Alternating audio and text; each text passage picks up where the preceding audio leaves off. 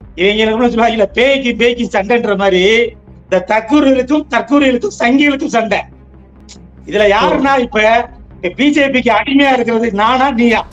இதுதான் வந்து பெண்களுக்கு முக்கியத்துவம் கொடுக்கறதுல. பெண்களை பத்தி பேசுறதுக்கு விஜய்க்கும் தகுதி இல்ல, சீமானுக்கு தகுதி இல்ல. குப்பையில் ஆட்டோ ஓட்டுறவன்லாம் 2 பொண்டாட்டி வச்சிருக்கும் போது அவர் வச்சுக்க கூடாதான்னு சொல்லுவோம். இன்னொருத்தவங்க வச்சு நாங்க அக்காவை இருப்போம், தங்கச்சி இருப்போம், வேணும்னா பொண்டாட்டியா கூட இருக்கும் அப்படின்னு சொல்லுவோம், பாப்பாட்டியா கூட இருக்கும். இப்படி பேசுறது இது சில காணொலிகள். இதை பார்க்கும்போது எல்லாருக்குமே ஒரு என்ன சொல்றது பாருங்க. இதை என் தங்கச்சிய எப்படி போட்டுக்காரு பாருங்க. விஜய் படத்தை போட்டு ஒருத்தர் இது மாதிரி ஒரு புத்தகம் போடலாம். உங்களுக்கு புரியுதுன்னு நினைக்கிறேன். எப்படின்னா இல்ல சீமான் சொல்றாரு, குடிகாரர்களில் ஓட்டி எனக்கு தேவையில்லைங்கிறாருல கராரா. அது குடியார பேச சொல்லக்கூடாது இல்ல. சீமான் குடிக்காம இருக்காரா? சீமான் குடியாரம் தானே. சீமான் குடியாரங்க குடிச்சு பேசுறதுல நீங்க பாக்கலையா? பணக்காரனா இருக்கிறது எனக்கு பிரச்சனை இல்லை, ஃபிகர்களோட இருக்கு, அதுதான் எனக்கு வெறுப்பாரு. ஒரே ஒரு பிசுறு இருக்கு காளியம்மா. இப்ப பொன்ராஜ் மரவாளிகள் பேசவும் யோசிக்க ஆரம்பிச்சிருச்சுங்க. என்னடா அந்த கட்சிக்குள்ள இருந்தோம்னா நமக்கு ஒரு பட்டம் வந்துருமோ, பெண்கள்னா இப்ப சரியில்லாத பெண்கள் அந்த கட்சிக்குள்ள இருக்காங்களோ, அப்படி ஒரு சூழ்நிலை வந்துருமன்றக்காண்டி விஜய்க்கு ஒரு பயம் வந்துருச்சு. இன்னைக்கு ஒரு செக்யூரிட்டி கூட்டிக்கிட்டு வேகமா போய் காவல் நிலையத்துல புகார் கொடுக்குறாரு. இதுக்கு முன்னாடி ஒரு சொந்த கட்சிக்காரன் இறந்ததுக்கு வராதவரு நீ பெண்களை பேசத்தோட பேச போறாரு. உன் மனைவிய கட்டின பொண்டாட்டிய பேசினாங்க இந்த தற்குறிகள். விஜய் மனைவிய பேசுதுங்க.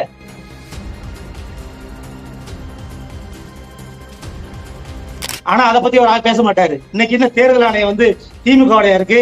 திமுகவே நாளைக்கு முதலமைச்சர் எங்க போகணும் வரணும்னா தேர்தல் ஆணையத்துல அனுமதி வாங்கணும்.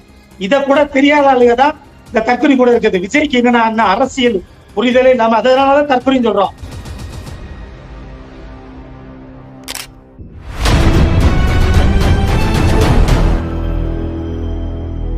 அறக்கழகம் பார்வையாளருக்கு வணக்கம். இன்று நாம் சந்திக்கிற அரசியல் ஆளுமை திமுகவின் சிவகங்கை மாவட்ட பொறுப்பாளர் திரு வேங்கை பிரபாகரன் அவர்கள். வணக்கம். வணக்கம் தோழர். என்ன நடக்குது? விஜய்க்கும் குறிப்பாக சீமானுக்கும் ஒரு முட்டி மோதல் விதி வீங்கி கொண்டிருக்கிறது. எங்க ஆளுல போல நீ அசிங்கமா பேசிட்ட, உங்க ஆளுல நான் அசிங்கமா பேச முடியாது, அதனால நாகரிகம் இல்லாத மனிதர் விஜய் சொல்றாரு. கடுமையா சீமான் விஜய் விமர்சிக்கிறாரு. விஜய் என்ன செய்யறாருனாக்க பொன்ராஜ் மீது புகார் கொடுத்துருக்கிறார், பெண்கள் இழிவுபடுத்திட்டான்னு சொல்லிட்டு. எப்படி பாருங்க முதற்கட்டமா? அப்படின்ற போது பொன்ராஜ் அண்ணன் சொன்னதுல எந்த மாற்று கருத்து இல்ல. ஏன்னா அவர் சொன்னதை பார்த்தா அந்த தற்கொலையில அப்படித்தான் சொல்லணும். ஏன்னா அவருக்கு என்னன்னா ஊடகத்துல பேசணும்னு நினைக்கிறாருன்னா இப்படிப்பட்ட ஆளுகள்லாம் இருக்கே அப்படின்ட்டு. ஏன்னா அதுக்கு மாதிரி நாம் தமிழர் இருக்காருன்னா அப்படி இருக்கு பார்த்தா இவங்க அவங்கள காட்டி இவங்க முட்டாப்பிள்ளா இருக்காங்களே. ஏன்னா எனக்கு புருஷனோட வீட்டுக்கார மாமாவோட விஜய் மாமா தான் பிடிக்கும். நான் விஜய ரொம்ப நாளா லவ் பண்றேன், அவர் விஜயோட அப்பாக்கே தெரியும் சொல்லி ஒன்னொன்னு ஒவ்வொரு மாதிரி சொல்லுது. நம்மளே நினைக்கும் போது என்னடா இப்படிப்பட்ட பெண்கள் எல்லாம் இருக்கா? நம்ம பெரியாரு அண்ணா கலைஞர் இப்பெல்லாம் சொல்றோம், இந்த புத்தகங்களை படிச்சு அம்பேத்கர் இதெல்லாம் படிச்சு இருக்கும் போது தமிழ்நாட்டுக்குள்ளேயே இப்படி கூமுட்டைகள் இருக்கா அப்படின்னு நினைக்கும் போது ரொம்ப கேவலமாக இருக்கு. அவர் அதனாலதான் பொன்ராஜ் ஐயாவுமே என்ன சொல்லியிருக்காரு, நான் அதெல்லாம் மன்னிப்பெல்லாம் கேட்க மாட்டேன், நான் சரியாத்தான் பேசியிருக்காரு அப்படின்னு. அவர் சொன்னதுக்கு நம்ம ஆதரவு தான். ஏன்னா அவர் சரியாதான் பேசியிருக்காரு, எந்த மாற்று கருத்து இல்ல. உரைக்கிற ஆளுக்கு ஆட்ட மாட்டா ஆடி கிடக்கு, பாடுற மாட்டா படுக்கிறவங்களே அடிக்கிற மாட்டா அடிச்ச இப்படி சொன்னாலாவது குத்தி வருமா அந்த தற்கொலைகளுக்கு அப்படின்ட்டு. அதுல எந்த மாற்று கருத்துல இது அப்படித்தானே இருக்கு. முழுக்க விஜய்கிட்ட இருக்காது ஃபுல்லா என்ன ஒண்ணுமே பக்குவம் இல்லாம தான் இருக்கு. 266 தொகுதியிலையும் வெல்றோன்றா. அப்ப 234 தொகுதியும் கூட எனக்கு தெரியல. அப்படித்தான் இருக்கு பூமுட்டைகளா. இது இன்னைக்கு தேர்தல் காலத்துல பாருங்க, தேர்தலுக்கு இன்னைக்கு அனுமதி கொடுக்கலன்னு சொல்லி இன்னைக்கு விஜய் கண்டிச்சு அறிக்கை வர்றாரு. 2 நாளைக்கு முன்னாடி போய் கொடுத்தோம்லையே மத்த கட்சி இன்னைக்கு சீமான் கூட அனுபவம் இருக்கு அதுக்கெல்லாம். இவங்களுக்கு எதுவுமே இல்லாம முதல் நாள் 2 நாளைக்கு முன்னாடி கேட்டா 10 நாளைக்கு முன்னாடியே என்ன இங்க போறோம்னு சொல்லி அதுக்குள்ள அனுமதி எல்லாம் வாங்கணும். எதுவுமே தெரியாது. இவர் கேட்டா வளகாப்புக்கு போய் எங்க போய் நிக்கிறாரு. கட்சிக்காரர் செத்தவன் போனா கேதம் கேட்கறதுக்கு வர சொல்லி விஜய் வீட்டுல வர சொல்லி கேட்கிறாரு, பனையூருக்கு ஏதோ ஒரு மண்டபத்துக்கு வர சொல்லி. ஆனா ஏதோ ஒரு அந்த திரைத்துறையில வளகாப்பு போடுறோம்னு சொல்லி இவர் மும்பை போயிருக்காரு. அப்புறம் எப்படிப்பட்ட ஆளு பாருங்க இவருக்கு. ஆனா பாருங்க இந்த இதுல படத்தை சிவகங்கை படத்துல போய் 2 பேரும் ஓரமா சண்டை விடுங்கன்ற மாதிரி இவங்க 2 பேருக்குமே இருக்கு. இன்னைக்கு இதெல்லாம் பேசுறதுக்கு சீமானுக்கு தகுதி இருக்கான? சீமானுக்கு தகுதி இல்ல.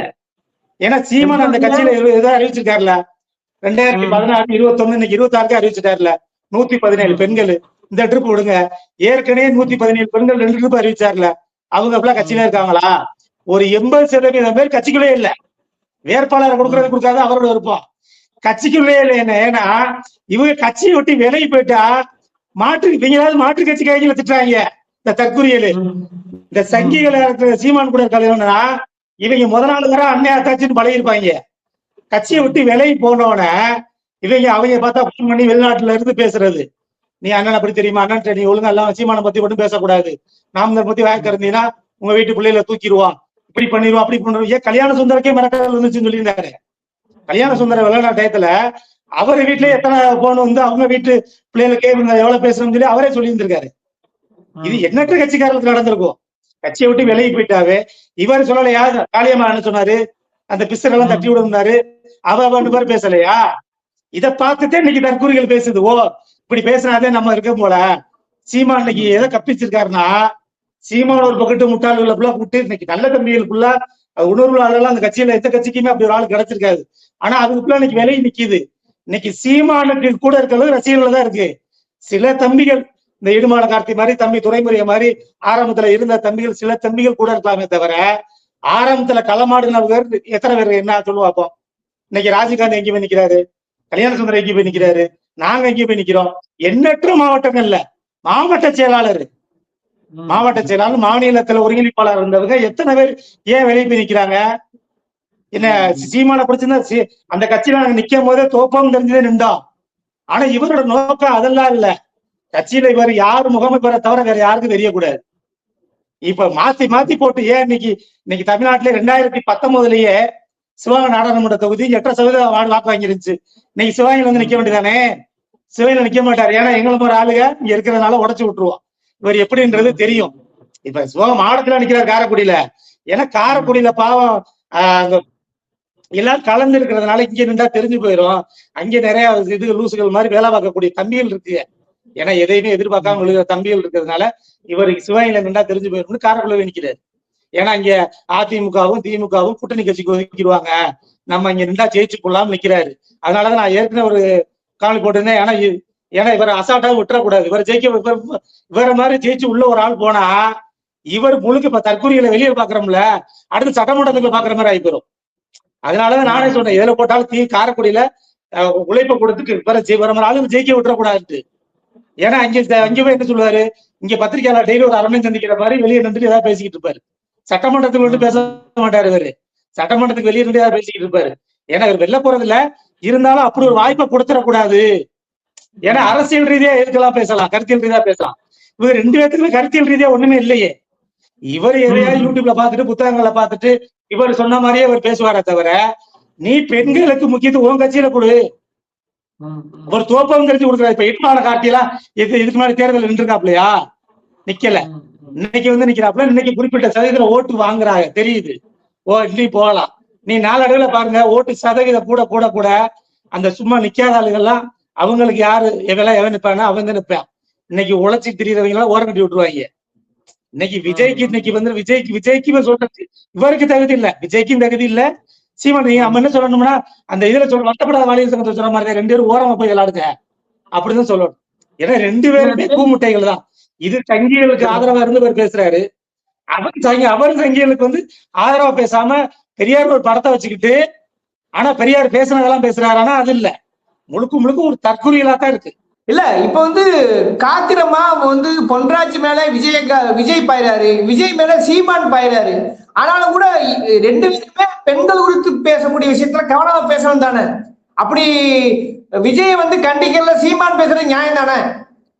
என்ன சீமான இதே விஜயலட்சுமி தாச்சு எவ்வளவு நாளா காவலி போட்டுச்சு, எவ்வளவு நாளா நீதிமன்றத்துக்கு போனுச்சு. இவர் அப்பெல்லாம் என்ன சொன்னாரு, இவர் என்ன சொன்னாரு, நான் வயசுக்கு வந்து குச்சிக்குள்ள இருக்க பிள்ளையா கூட்டிட்டு போய் கற்பழிச்சேன் அப்படின்ற மாதிரி சொல்றாரு. இவருக்கு என்ன பொதுத்தளத்துல அப்படி பேசலாமா? அவர் என்ன விஜய் என்னன்னா அவர் என்ன சொல்றாருன்னா, அவர் கட்டின பொண்டாட்டியை வீட்டுல விட்டு கட்டின பொண்டாட்டிக்கு கொடுக்காம இவர் யாரும் அந்த சகோதரி பேரை சொல்றது கூட, நிறைய பேரை சொல்றது கூட நமக்கு பேசக்கூடாது இருந்தாலும் அதை கூட்டிட்டு போய் பக்கத்துல நிற்கும் போது இன்னைக்கு எல்லாத்துக்குமே தெரிஞ்சு போச்சுல.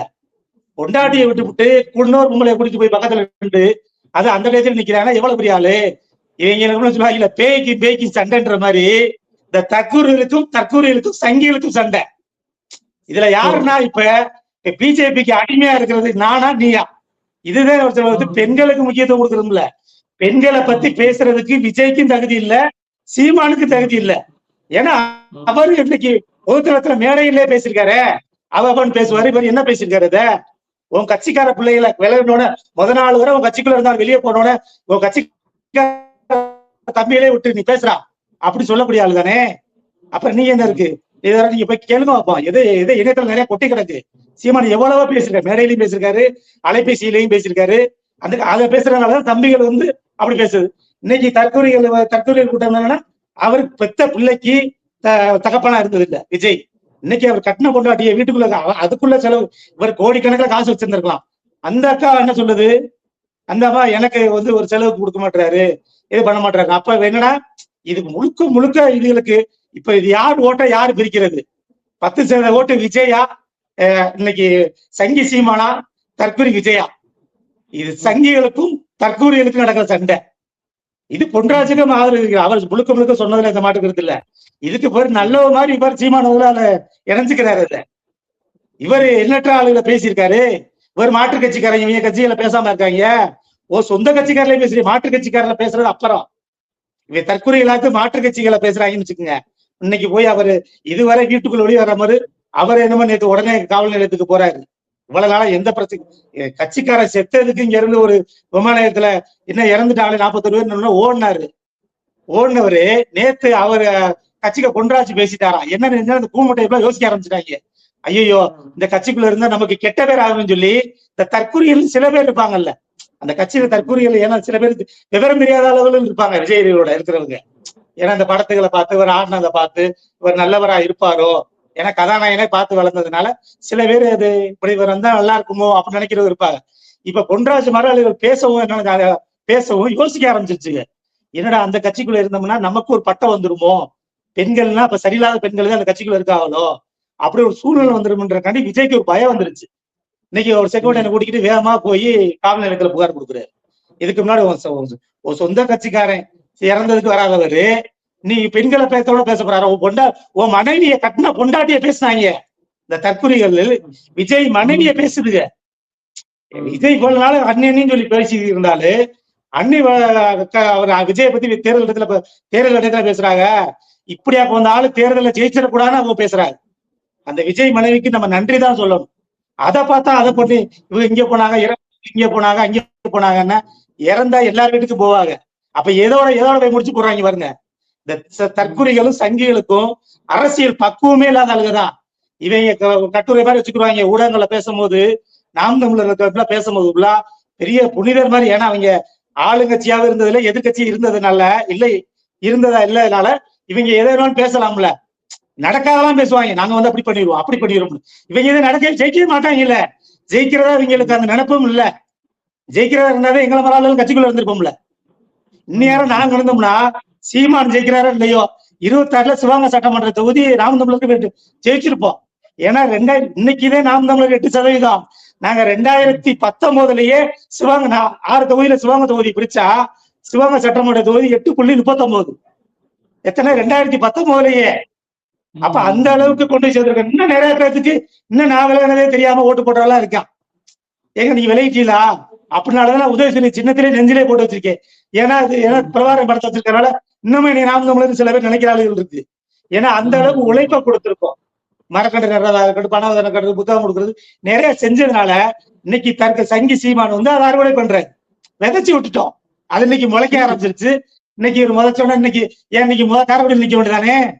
இப்ப சிவகங்கை காரைக்குடியில் வைக்க முயற்சி பண்றாருல 2016 கொண்டுதானே. இல்ல சீமான் சொல்றாரு குடிகாரர்களின் ஓட்டு எனக்கு தேவையில்லைங்கிறாருல கராரா. அது குடியார பேர் சொல்லக்கூடாதுல்ல. சீமான் குடிக்காம இருக்காரா? சீமான் குடியாரம் தானே. சீமான் குடியாரங்க குடிச்சு பேசுறதுல நீங்க பாக்கலையா? பொட்டம் அந்த வார்த்தை சொல்ல வரும்ல. மாவீரர்கள் தலைவர் தேசிய தலைவர் கூட இருந்தவரே பொட்டமனாவது அந்த வார்த்தையை சொன்னாரு. அந்த வார்த்தையை நான் சொல்ல விரும்பல. ஏன்னா அப்படி சொன்னவர் எதை சொன்னாரு? இந்த சாமி கும்பிட்டு சாமி பூஜை அறையிலும் சொன்னாரா? குடிச்சு புட்டு தானே போதையில சொன்னாரு. நீ உன் கட்சிக்காரன் குடிக்காம இருக்கானா? நீ சொல்லு. 234 தொகுதியில 117 பெண்கள் வெற்று, 117 ஆண்கள்.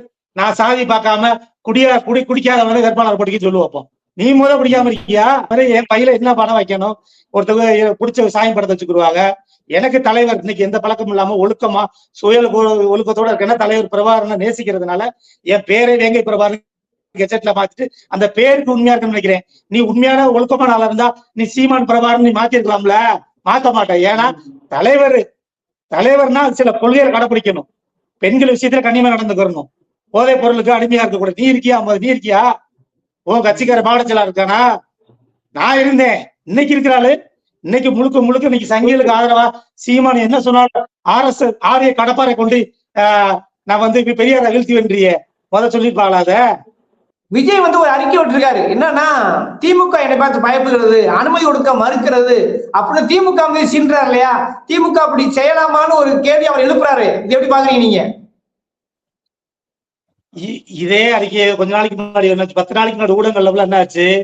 போய் அவர் துணை முதலமைச்சர் கொடுக்க போறாங்க, அதிமுக ஒரு 90 நிக்க போறாங்கன்னு சொல்லி சங்கிகள் விட்ட பேசுறதா ஆதவ அர்ஜுனாவே மேடையில சொல்றாரு. துணை முதலமைச்சர் கொடுக்கப்பட்டது யார்கிட்ட பேசுறது? சங்கிகள்கிட்ட. இன்னைக்கு தேர்தல் ஆணையம் யாரோட கண்ட்ரோல்ல இருக்கு? ஒன்றிய அரசு.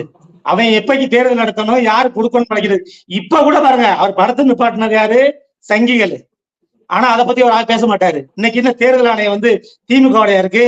திமுகவே நாளைக்கு முதலமைச்சர் எங்க போகணும் வரணும்னா தேர்தல் ஆணையத்துல போய் அனுமதி வாங்கணும். இதை கூட தெரியாத ஆளுங்க தான் இந்த தற்கொலை கூட இருக்குது. விஜய்க்கு என்னன்னா அரசியல் புரிதலே இல்லாம அதனாலதான் தற்கொலைன்னு சொல்றோம். ஒரு சொல்றாப்புல இல்ல என்ன தற்கொலைன்னா ஏன்டா லூசு பேர சொல்லணும், தற்கொலை தான் சொல்லணும். இன்னைக்கு தேர்தல் அறிவிச்சாச்சு. இன்னைக்கு திமுகவோ ஒரு கூட்டம் நடத்தணும்னா போய் ஒரு தேர்தல் பரப்புரைக்கு போகணும்னா 3 நாள் 2 நாளைக்கு இல்ல 10 நாளைக்கு. இன்னைக்கு முதலமைச்சர் இன்னும் 1 வாரம் கழிச்சு போற நேரத்தை விட்டாங்களா இல்லையா? முதலமைச்சர் இங்க பேச போறாருன்ட்டு அவங்க கரெக்டா அடுத்தடுத்து வாங்கிடுவாங்க. இவர் என்ன ஒண்ணுக்கு போய் நினைச்சுட்டு இருக்காரு. திமுக காரணம் காட்டினா மக்கள் திமுக எனக்கு தான் போட்டி. திமுக உடைய போட்டியாவே ஆளா நினைக்கல. தேர்தல் கருத்து கணிப்பு என்ன வந்திருக்கு? உனக்கு 9.6, திமுக 40-44. தேர்தல் கருத்து கணிப்பு எங்களை பொறுத்தவரை 50க்கு மேல வாங்குவோம். எங்களுக்கு பொறுத்தவரை 13% வித்தியாசம் இருக்கு. எடப்பாடி தொகுதியிலையும் எடப்பாடி ஜெயிக்கிறதுக்கு 234 தொகுதியிலையும் திமுக வெல்றதுக்கு வாய்ப்பு இருக்கு.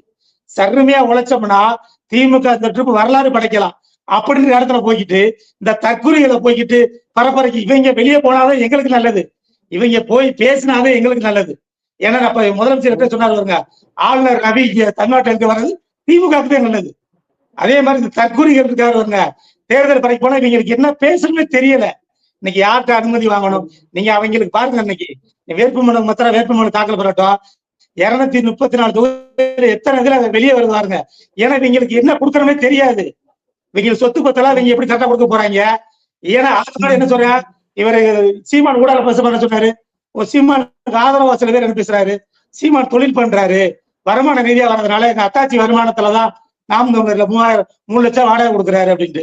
இன்னைக்கு தேர்தல் ஆணையத்துல கொண்டு சீமான் எத்தனை கோடிக்கு வருமான வரி பண்ணிருக்கோம்னு சொல்லி பிரமாண பத்திரம் தாக்கல் பண்ண போறான்னு பார்க்க போறோம்.